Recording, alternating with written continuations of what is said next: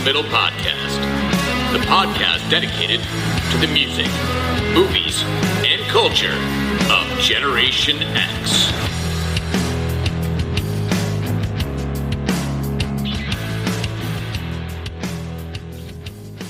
What is up, slackers, and welcome to another episode of the Stuck in the Middle podcast. I am your host, Jason Eck, and I just want to say, first and foremost, that I never thought in a million years that I would have texted my wife the following question. Hey, where's the dog's broccoli? So we have a rescue dog. She's about 5 years old. And so many things that I didn't know going into this process. And admittedly, I've talked about the dog before, but she's got some health issues. And for the longest time, we had suspicions, etc. So we had the full battery of tests done. And I think I mentioned before that our dog is allergic to grass. But we went and did a deeper dive because constant kind of skin issues and those kind of things. And not only her skin, but like her ears, like it's just always a thing. And so for anyone who's getting a pet for the first time, I highly recommend that as soon as that pet is in your home, you get pet insurance right away. Because what we didn't know is that as soon as you go to a veterinarian, I said that so slangy. Anyway, and you don't have insurance, immediately, if they find something wrong, before you have insurance, it'll now be a what do they call it? A pre-something condition. What's the word? Pre-existing condition. I don't know why I couldn't think of that, but pre-existing condition, and immediately takes you out of the potential for the insurance. You need to have the insurance before a condition is identified. So we've spent thousands of dollars on this dog. We love her. She's a cutie pie, but still. So we ended up finding there's like some holistic place for dogs because our oldest son, one of his best friends, starts working at this place. It's like, you should bring in your dog, bring her in, and we have our own tests that we do. We work with your existing tests from your vet. This dog is allergic to like so many things, including things that you wouldn't anticipate. A dog, a southern dog, by the way, she's from Tennessee. But like, what dog is allergic to chicken? Like poultry? Like what? Certain grasses, like certain trees, and like all of these different like vegetables and spices. Like, I mean, a whole battery of tests. So anyway, we've been experimenting with foods, all of this. And we had been buying a really expensive non-allergenic food. That in talking to this holistic place, they're like, well, all these things, though, are going to have basically as a side effect is there's going to be additional yeast, basically, because they use these additives and all these kind of things in order to make it so that the food breaks down more easily for a dog that might have sensitivities.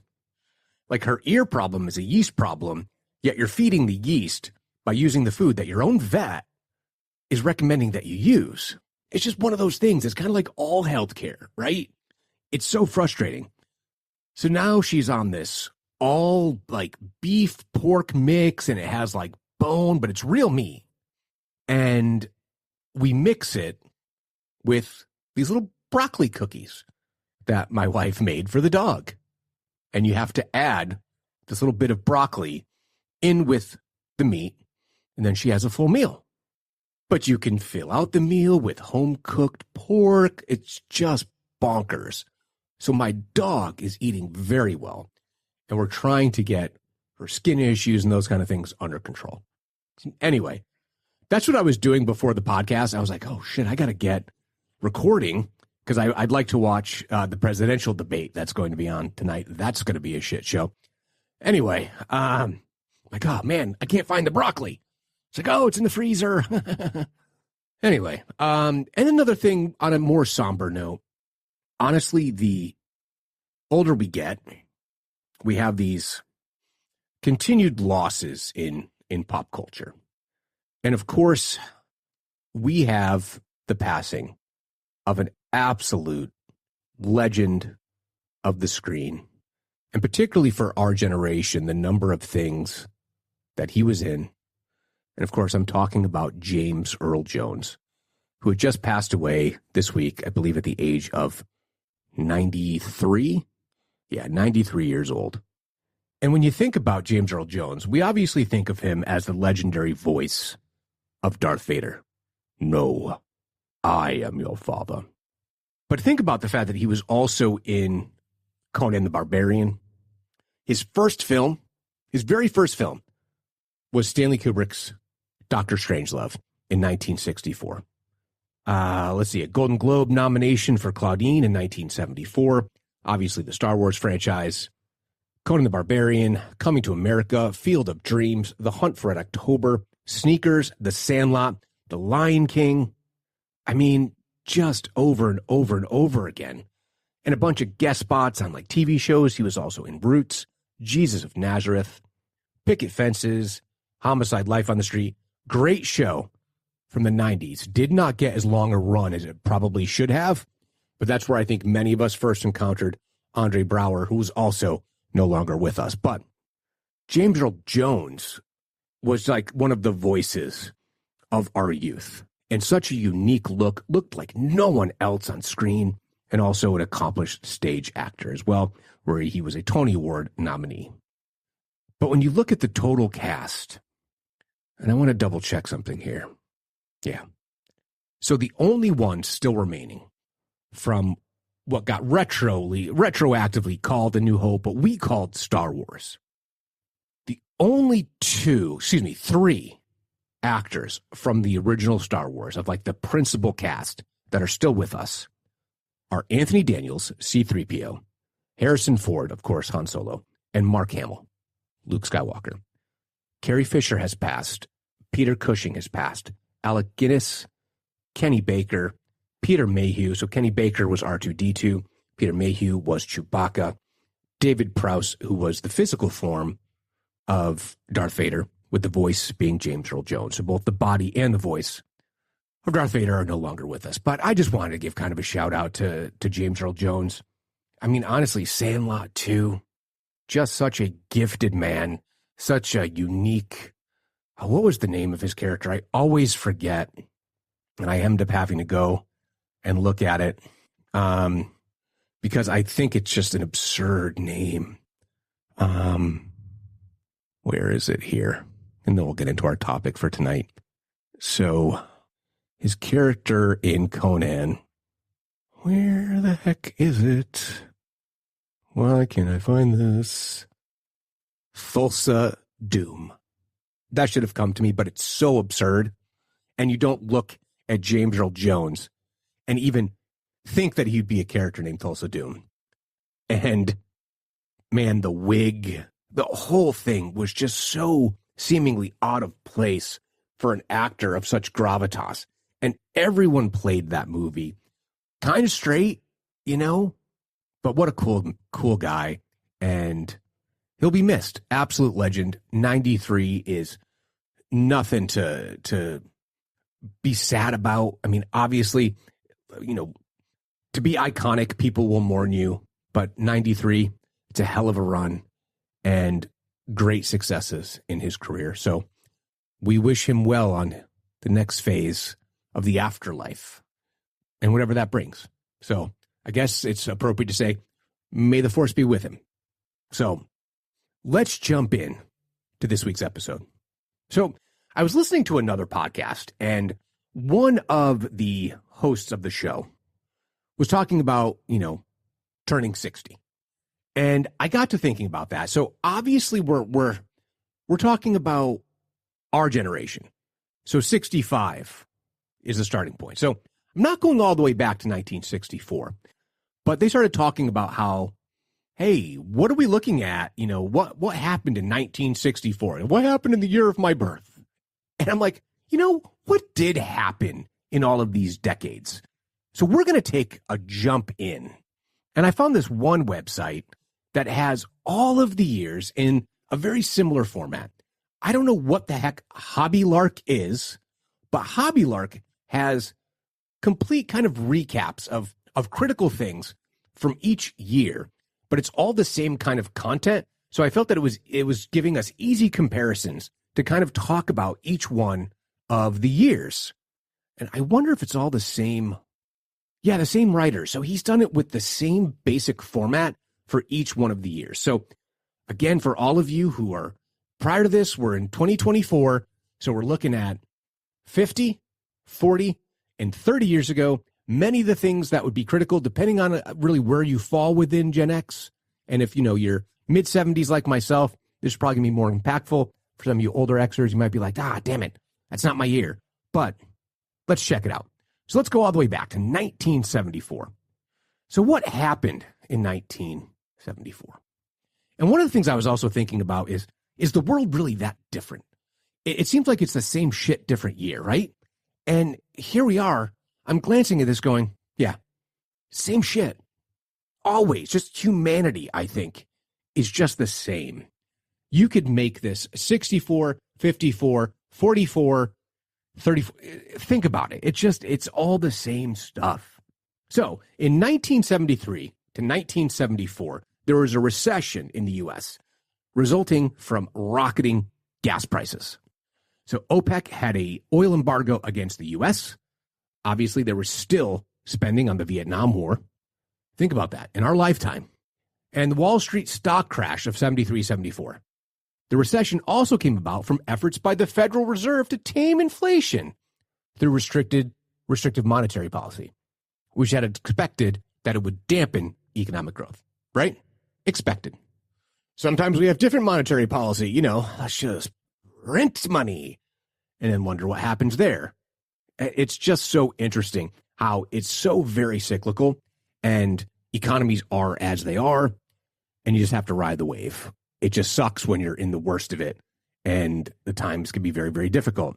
Certainly hasn't been the easiest past 2 years for us after having a couple of really great years. But again, that's the industries that we work. Such a challenge. President Nixon signed the Emergency Highway Energy Conservation Act.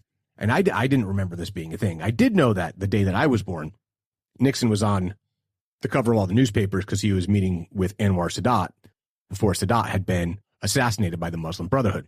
But it required states to limit highway speeds to a maximum of 55 miles an hour, thus giving birth to a song idea, I'm sure, for Sammy Hagar, who later gave us I Can't Drive 55. Of course, also in 1974, Richard Nixon resigned as the 37th president of the United States due to the Watergate scandal.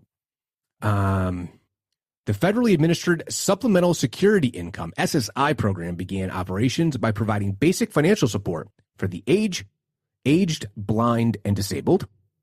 Another boondoggle of modern economic policy, the Equal Credit Opportunity Act was enacted in 1974. Now, this in of itself is a good idea. The law that prohibits discrimination on the basis of race, color, religion, national origin, sex, marital status, or age in credit transactions. However, when you dig into all the various different acts that have been put in place about credit, you'll find that these credit bureaus and your credit scores, it's such BS. It's like, hey, I've paid off all my bills and I have no debt. And your credit score does what? Declines. How does that work? I understand the theories behind all of it, but still immediately counterintuitive. April 3rd and 4th of 1974, a series of 148 deadly tornadoes struck 13 states from the Great Lakes region all the way down to the Deep South. Any of you who are a little bit older and wasn't your year of birth here, do you remember these tornadoes? And if so, send me an email, drop me a line. I'd be curious to hear about your experiences with that. Coleman Young was inaugurated as the first black mayor of Detroit. First black mayor of Detroit. And then Detroit has basically been a black-led city, I think, since 1974. I'm not sure if there have been any white mayors in that time. I'd have to do the research on that. Wow, this happened in 74. Holy cow. Somehow when things are happening when you're either so young or right before you're born, it seems like such a long time ago, but newspaper heiress Patty Hearst, was kidnapped from her Berkeley, California apartment by the Symbionese Symbionese Liberation Army and later participated in a bank heist with the group. Stockholm Syndrome, I think, became common parlance after Patty Hearst.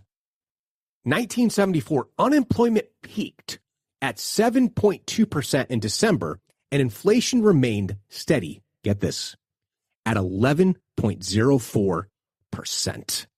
That's right, inflation at 11.04%.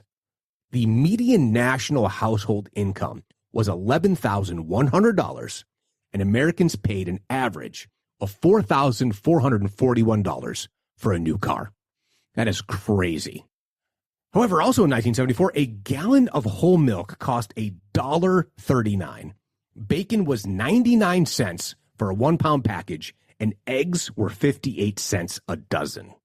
Eggs now are like freaking gold.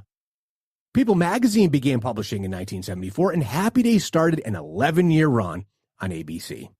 Barbra Streisand's The Way We Were became Billboard's #1 song for 1974. And The Sting won 7 Academy Awards, including Best Picture and Best Director. The radio drama CBS Mystery Theater premiered. Wow, radio drama in 74. There were still new radio programs. And a total of 1,399 episodes were produced over the next 8 years. Miami Dolphins won the Super Bowl that year. The Oakland A's were the World Series champs, and the Philadelphia Flyers clinched the Stanley Cup. Hey, where's NBA championship here? I'm not seeing it. Hold on. 1974 NBA Finals. Why is it not on the list? It was between the Boston Celtics defeating the Western Conference champion Milwaukee Bucks 4-3 to win the NBA championship. Oh, for my Boston homies. This would mark the last time the Celtics won a playoff Game 7 on the road until 2022 when they defeated the Miami Heat in Game 7 of the Eastern Conference Finals in Miami. So there you have it. Major League Baseball legends Mickey Mantle and Whitey Ford were both inducted into the Baseball Hall of Fame. And in the summer of 1974, NFL players went on strike for a 41-day period over player salaries and the Rozelle Rule, which I remember the Rozelle Rule being constantly talked about, really into the modern era. So let's give a breakdown of that real quick, shall we? So the Rozelle Rule was a part of a player contract which stated that the rights to the players were retained by the team upon the contract's expiration. Players under these contracts were not free to enter into another contract with another team. Once signed to a contract, players could, at the team's discretion, be reassigned, traded, sold, or released. The only negotiating leverage of most players was to hold out at contract time and refuse to play unless their conditions were met. So obviously, this changed, and in 1975, it was replaced by free agency. Free agency, decades later, NFL players' mobility was limited by the so-called Rozelle Rule, named for the commissioner who first implemented it. Excuse me, folks. Which allowed the commissioner to compensate any team who lost a free agent to another team by taking something of equivalent value, usually draft picks, from the team that had signed the free agent and giving it to the team player that had left. Anyway, the World Trade Center. Oh, wow. The World Trade Center, the tallest building in the world at 110 stories, open for business in New York City.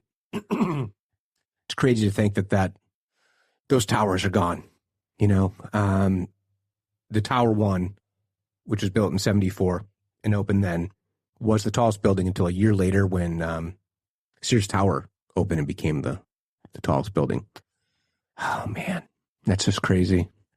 Alamo Rent-A-Car, Arista Records, Foot Locker, Kendall Jackson Wine, and Tuesday Morning were all founded. And Julie Ann Junkin, a 6th grader from Gordo, Alabama, won the 47th Scripps National Spelling Bee with the word hydrophyte, which, by the way, is HYDROPHYTE, hydrophyte. And if you'd like me to use it in a sentence, in a aquatic plants that have adapted to living in aquatic environments. That's what it says. A plant that has adapted to living in an aquatic environment. There you go. Let's see. 5 most popular TV shows. Wait, what happened? Why did this go crazy? Let's see. All in the Family, Sanford and Son, Chico and the Man, The Jeffersons, and MASH. And the top food and beverage trends were cheese balls, deviled eggs, fajitas, hamburger helper, helps your hamburger, help her make a great meal, Jell-O salads, mug a lunch, quiche, Swanson TV dinners, oh hell yeah, all through the 70s and 80s, Tab, man, my grandmother drank a lot of Tab, a Diet Cola soft drink that was created and produced by Coca-Cola, and a Watergate salad, a sweet salad consisting of canned pineapple, whipped cream, marshmallows, and Kraft's pistachio pudding. Gah! That was often served for dessert. That sounds disgusting. I don't know if any of you have had the Watergate salad, but that sounds hella gross. If it's one of your favorite things to bring to the old company picnic, well, good on you, but that sounds nasty. And that is a quick little rewind of 1974. So now let's jump ahead 10 years to 1984. Dun, dun, dun. Everyone thinks of George Orwell. It didn't exactly come out the way Orwell thought in 1984. More like 2024, am I right? Okay, so the economy steamed into its second year of recovery with little perceptible reacceleration in inflation. In the first quarter of 1984, gains in employment and production accelerated at near record rates. New auto sales rose to their highest level since 1979, and housing started reaching their highest rates since 1978. Do with that what you will. In 1984, U.S. presidential election, incumbent Republican President Ronald Reagan defeated former Vice President Walter Mondale, the Democratic candidate. This has always blown my mind. Reagan carried every state except for Mondale's home state of Minnesota and the District of Columbia. Reagan won Massachusetts. That's crazy. He won 525 electoral votes to Mondale's 13. That is a ratio, as the kids say. I remember this. This was like a big deal. And for those of you who remember this, you're going to be like, yeah, it was. And AT&T officially spun off its 22 local operating companies into 7 regional phone companies. Now, is that the whole Baby Bell thing where they had to split it up because it was considered a monopoly? That was a huge deal. And to think that AT&T, like, are they even in the home phone business anymore, or are they just in the cell phone space, the mobile phone space? It is crazy. But I remember that being such a big deal.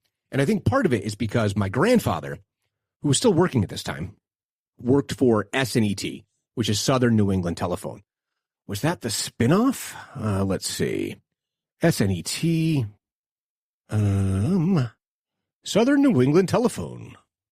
Yeah, started operation in 1986 as the holding company for the Southern New England Telephone Company. Prior to 1986, the Southern New England Telephone Company had been a minority holding at AT&T until February 1986, when AT&T withdrew its 23% holding. Yeah, that's why it was such a big deal, because my grandfather, I don't remember if he loved it or hated it. I just know that it was like a big deal that they were being broken up. Geneticist Alec Jeffreys invented DNA fingerprinting after he realized that you could detect variations in human DNA in the form of mini satellites. Science. I talked about this when I talked about the Olympics. This was 1984. There was a boycott where the Soviet Union, countering the 1980 boycott of the Moscow Olympics, 14 Eastern Bloc countries and allies, including Cuba, Poland, and East Germany, refused to compete in the 84 games. British coal miners began a 12-month strike, which became known as the most bitter industrial dispute in British history. I don't know. Really, though? In British history? That's a lot of history. I'm sure there were some other bitter industrial. Well, okay, industrial versus labor, right? Anyway, Clara Peller first asked, "Where's the beef?" in a Wendy's television commercial. McDonald's made their, I remember this being a big deal too, because they changed all the signs. McDonald's made their 50 billionth hamburger. 50 billionth. In the year 1984, A&E Networks, Dell Computer, Kashi, LA Fitness, Morningstar, Papa John's Pizza, and Rita's Italian Ice all opened for business. Yeah, they're all still in business. They're all still in business today. Except Dell doesn't have even a fraction of its market share that it used to.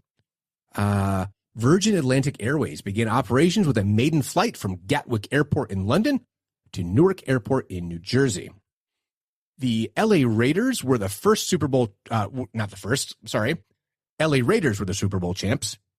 That was, let's see, 1984 Raiders. Is that Marcus Allen? Let's see, what was that squad? Yeah, Jim Plunkett, Marcus Allen. Yeah, one of my buddies was a huge fan of the Raiders. And who was head coach at the time? That was Tom Flores, head coach.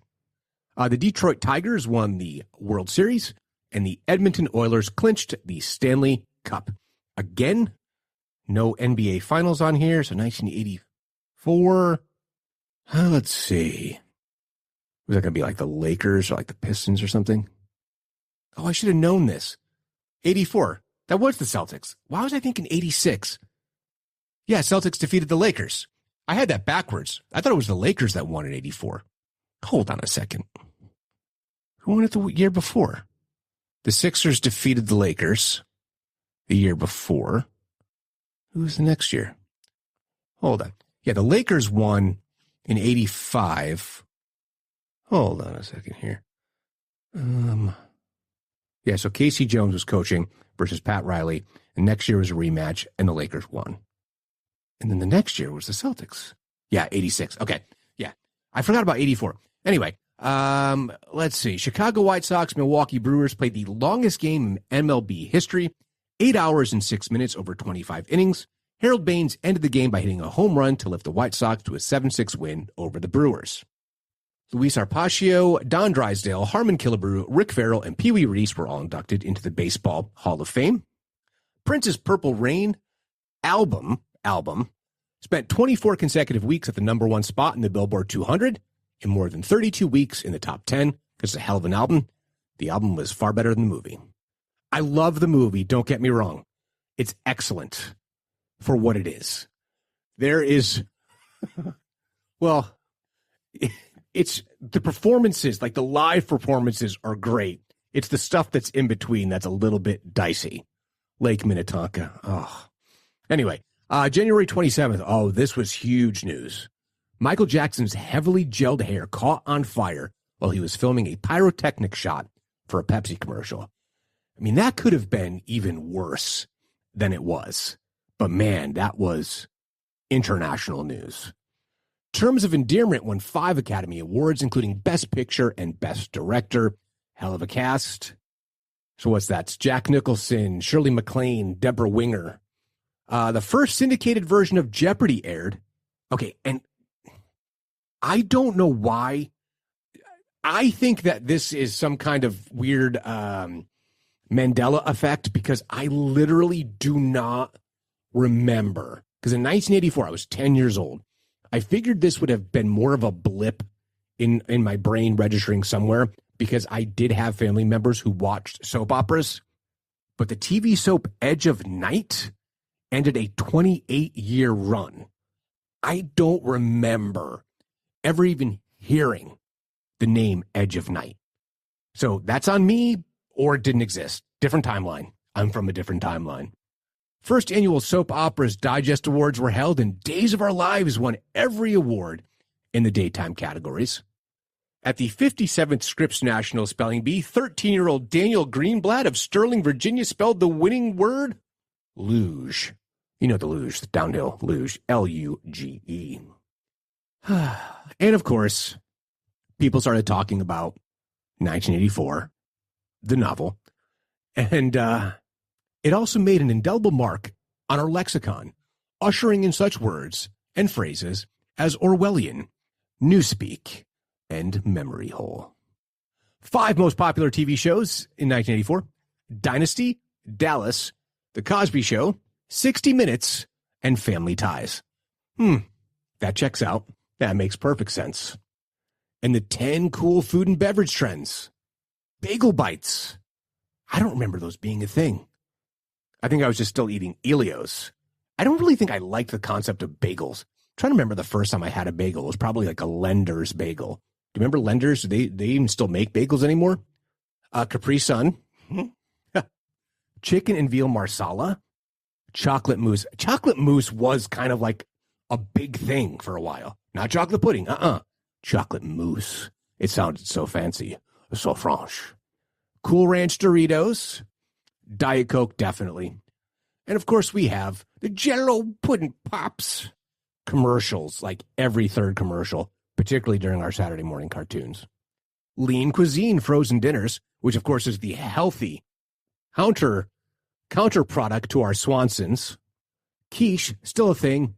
And oh yes, Sloppy Joes, or as they're known in some places, the loose meat sandwich. Love me some Sloppy Joes. I think what they're really trying to say is manwich became a thing. And manwich was an easy way to feed a whole lot of people really, really easily. And that, my friends, is 1984. So not to be forgotten. Let's head down our memory hole into 1994. It's funny, there are a couple of things that came up. And I mentioned last week on the episode where I was talking about one-season TV shows that there's definitely this period of time. So I graduated high school in 1992. I moved to Boston somewhere in 1990. Did I say 1992? Yeah, I graduated in 1992. Moved to Boston, I believe, like March or something of 95. Didn't get a job for a couple of months. So like by summer of 95, I was working. But like that, like 92, like during that time period, I was concerned with partying, dating, and working. Like that was it. That's all I did. I didn't really watch a lot of TV. So it's amazing the number of things. And a couple of people sent either emails or messages about, hey, I remember this show that ran for a season. And it would be like 1986 or something. Excuse me, 1996. Be like, I wasn't watching TV. I don't think I started watching TV with any regularity other than like Comedy Central, like all that kind of shit that was on. Like, you know, South Park came on, Space Goes Coast to Coast, like that kind of stuff. And of course, my guilty pleasure of pro wrestling became really big in 1996 all over again. Yeah, I wasn't really in tune with what was happening on like primetime television. So yeah, here we are in 1994. President Bill Clinton signed the assault weapons ban into law. The bill placed restrictions on the number of military features a gun could have and banned large capacity magazines for consumer use. The Clementine spacecraft was launched, and the first group of women assigned to a U.S. Navy combat ship reported for duty on the USS Eisenhower. USS Eisenhower. I added another S. I was thinking Star Trek, obviously. In 1994, the North American Free Trade Agreement, NAFTA, went into effect. I'm not going to get into the political ramifications and how people should or shouldn't feel about NAFTA. I'll just say here that it was inspired by the success of the European Economic Community in eliminating tariffs in order to stimulate trade amongst its members. It's basically saying, hey, Canada, Mexico, we don't need tariffs. We're going to freely trade amongst each other. In some ways, I think it had positives and negatives, but take with that what you will. But on June 29th, the temperature reached 128 degrees Fahrenheit in Lake Havasu City, Arizona, and 125 degrees in Laughlin, Nevada. However, 14 inches of snow fell in Southern California in one day, while the temperature hit 126 degrees in Death Valley, and Baltimore had its first snow-free December. So, okay. Tony Blair was the winner of the British Labour Party's leadership election, thus paving the way for him to become prime minister later on in 1997. On February 12th, this one I know, Edvard Munch's The Scream, Norway's most famous painting, was stolen from a museum in Oslo, and it was recovered the following May. That I remember being big news. You know what? I might have been 94. I might have been taking an art history class at the time. I think that's why it was such a big deal, and I remember it so clearly. British and Dutch astronomers discovered a galaxy of 100 billion stars. Oh my gosh, this is amazing. In 1994, the Netscape browser was launched, and negatively, the computer cookies first appeared. But yeah, Netscape, that was my jam. That was my browser. I hated giving that up when it went away. It was such a bummer. But basically, it's now like Firefox. So I guess it really has never gone away completely because I like Firefox. Whirlpool began to manufacture refrigerators that did not use Freon. Fashion trends included faux fur, totally true, and faux leather became much more popular around that time. When I went through the whole, I'm dating a vegetarian, so that pretty much makes me a vegetarian kind of thing. Yeah, no leather. So I was using all faux leather. Platform shoes became a big deal. Chicken Caesar salad and molten chocolate cake were considered crowd pleasers. Friends debuted in 1994. Forrest Gump was the most popular film. The Chamber was the best-selling fiction book, and Seinfeld was the top TV show. Schindler's List won an Oscar for Best Picture. Frasier won an Emmy for Outstanding Comedy Series, and Bruce Springsteen's Streets of Philadelphia won a Grammy for the Song of the Year. Larry King ended his 16-year radio broadcast, and Andy Rooney celebrated his 500th essay on 60 Minutes. That guy was such a piece of work. Snow White, the film, was entered into the National Film Registry. Unemployment averaged 5.5%, and inflation was 2.56%. Minimum wage, oh boy, I remember this, $4.25 an hour. True story. A loaf of white bread cost $1.99, and a 1-pound container of 80% lean ground beef was $1.39. The World Series was canceled because of the Major League Baseball strike. The Dallas Cowboys were the Super Bowl champs. Gopher Gin won the Kentucky Derby. And the New York Rangers clinched the Stanley Cup. Once again here. This guy don't like basketball. What's wrong with you, man? Why are you mean? The Western Conference champion Houston Rockets played the Eastern Conference champion New York Knicks. We don't need to look who won. It was Houston. Sorry, Knicks fans. You know who you are. 5 most popular TV shows: Seinfeld, ER, oh, hell yeah. Hell yeah. Okay, ER, I was aware of and watched. Not all the time, but with some regularity. Home Improvement. Grace Under Fire. Holy shit, Grace Under Fire. What was her name? The actress. Let's see. Grace Under Fire. That was Brett Butler. Yeah. So Brett Butler ended up being a recurring character on some Charlie Sheen show. The show that was on after he got canned from 2.5 Men. It was like the Charlie Show or something like that, whatever it was. She was the bartender on that show. Let's see, what's the name of that show? Brett Butler. Let's see. Filmography. What was the name of that show? Anger Management. That's right. It was Anger Management. It was a variation of the Adam Sandler and Jack Nicholson movie. Yeah, it lasted for like a couple seasons.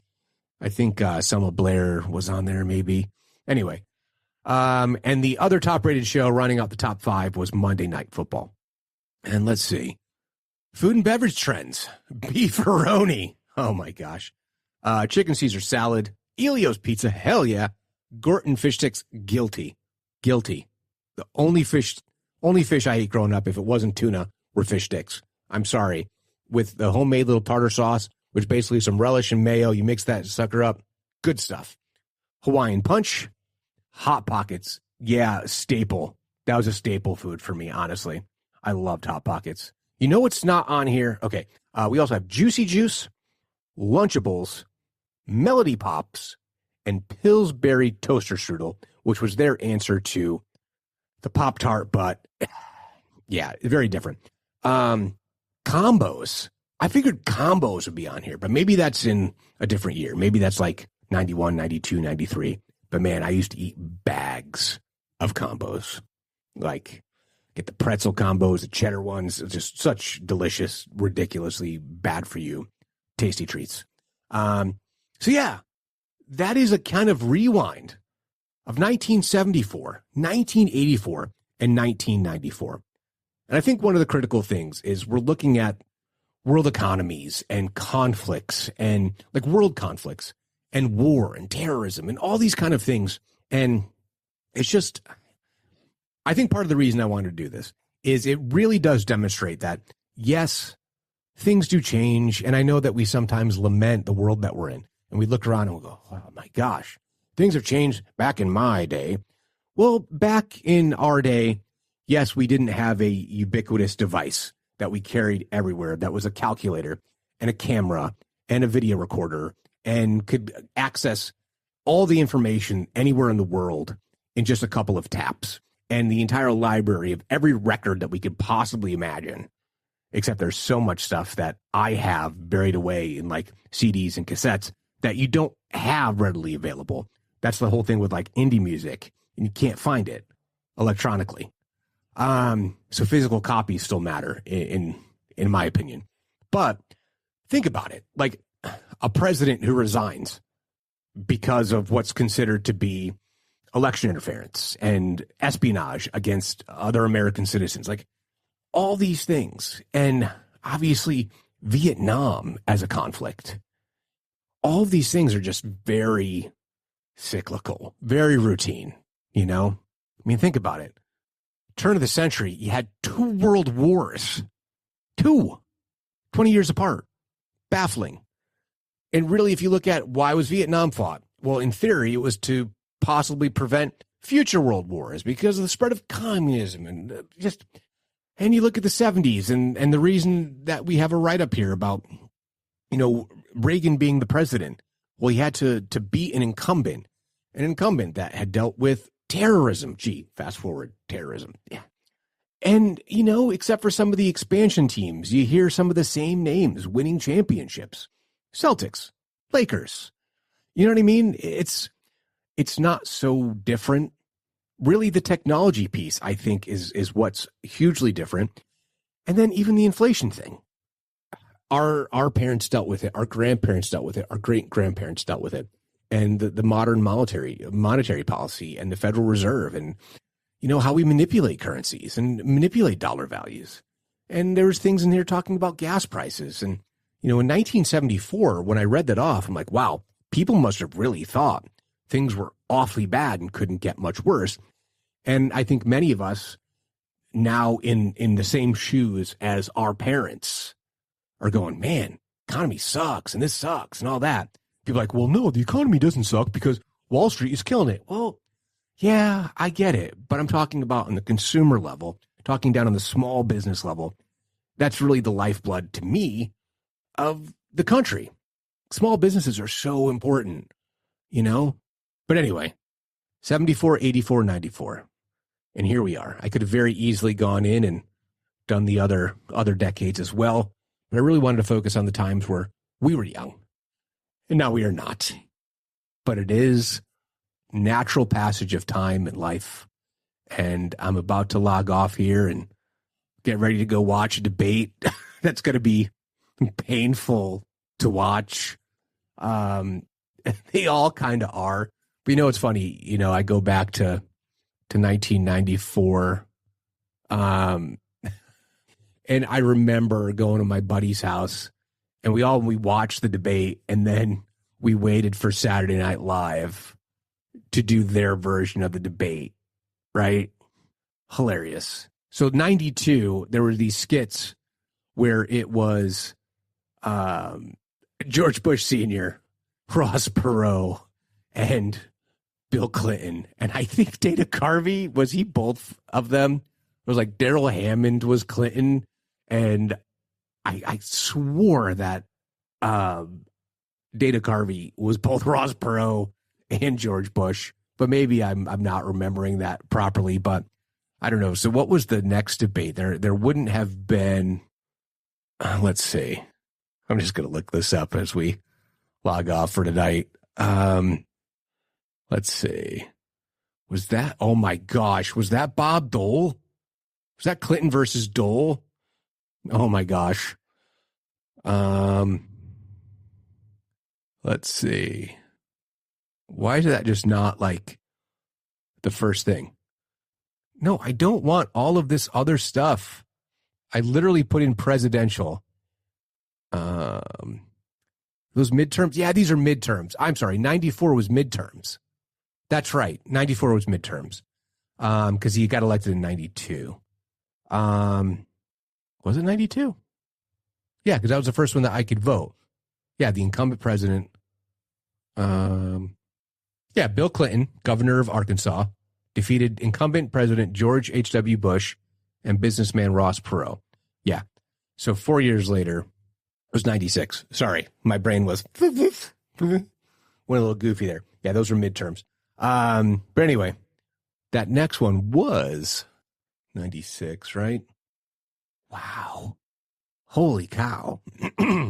Sorry, it just hit me that when I moved up here. So I always look at things as when I moved, but then when I worked certain jobs. So my first big corporate job was entry level. I was working two jobs. I was working retail on Newbury Street, and I started my first job for a major corporation in 96. And I started in July of 96. And September, I was diagnosed with Crohn's and had surgery. But it's crazy to me to think that Clinton and Dole was 96. Holy cow. That blows my mind. That absolutely blows my mind. Just the timeline did not sync up in my brain here. I'm like, holy shit. Yeah. Wow. So I have been up here in good old Massachusetts, relocated from Meriden, Connecticut, through a Clinton term, two Bushes, two Obamas, a Trump, a Biden, and we'll see what's next. Just weird little slivers of time and kind of like conceptualizing all those things. Everything that's happened in that time period, which I'm sure we'll get into at some point in another episode. But hey, what'd you think? Please let me know. And how do you do that? You can email me at stuckinthemiddlepod@yahoo.com. You can find me on Instagram, X, and YouTube at StuckPodX. Head on over to the Facebook page, Stuck in the Middle, a Gen X podcast. Please like, comment, share, leave 5-star reviews, and most importantly, please subscribe to the podcast. So until next time, later, slackers.